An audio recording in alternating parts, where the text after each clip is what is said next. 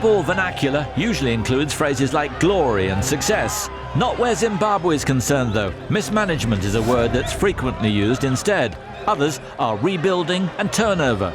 To illustrate the last, when we filmed with the Warriors recently, their coach was Klaus-Dieter. The German has since been replaced by Ian Gorowa, Zimbabwe's 7th coach in the last 3 years.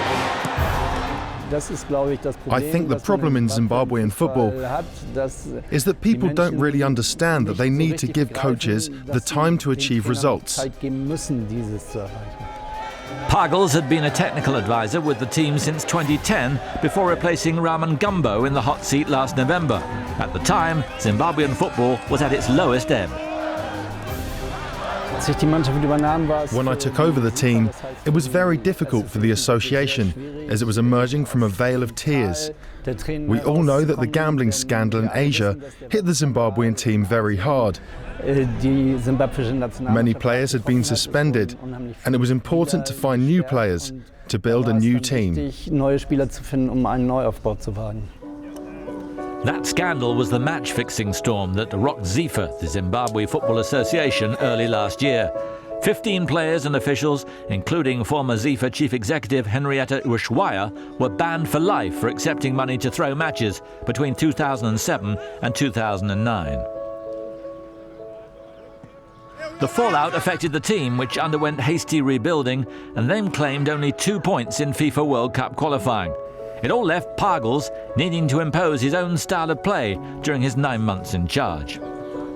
I want the team to play really good football, not just passing the ball forward and then trusting to God to take care of the rest. I really want them to understand that a game starts from the back with the goalkeeper and that you have to play from there on up. I think the team has understood this and they're on the right path. Since Coach Pagels came, we've been taught how to pass the ball along the ground and retain possession. He's given us the confidence to get used to playing controlled football. It's been very good for us as a team. We've learnt a lot and it's helped us to develop. There may have been progress on the field, but it's all quite different off it. Financial issues within FIFA meant Pagels struggled at times not only to prepare his team, but even to make it to the match venue.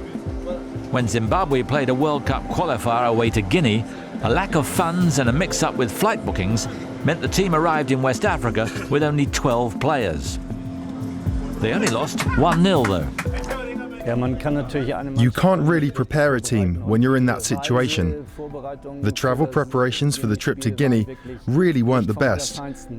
We travelled from Dakar to Conakry with only 14 people, including 2 goalkeepers and a physiotherapist. We had to play the game, but the morale of the players was very high, and you could see that throughout the match. They were willing to give it their all for their country, and I'm very proud of that. Zimbabwe's success in the COSAFA Cup has been a positive note amidst all this doom and gloom. Historically, they've been a major force in the region. In fact, the Warriors have won this tournament for the national teams of Southern Africa no less than 4 times. The tournament is important for 2 reasons. Firstly, it's important for all the supporters. Zimbabwe supporters are really passionate about football. It's very important that we have a good run here. This is also a stage for the team and for individual players, so they can show how they've improved and maybe attract the attention of talent scouts from other clubs in other countries. At the recent tournament in Zambia, Zimbabwe almost claimed a 5th title, losing out to the hosts in an action-packed final. The match marked the end of Pagels' tenure. The Warriors' new coach is former player Ian Gorowa, and his stated aim is to qualify for the 2015 Africa Cup of Nations. Though Gorowa has already announced he'll dump his predecessor's tiki-taka approach, the former coach has no hard feelings. He may not have been given enough time to see the job through, but he remains optimistic about the future of Zimbabwean football. It'll take time, but I think Zimbabwe is on the right track. We started this project and picked players who really can play football, who are able to translate what the coach wants into action.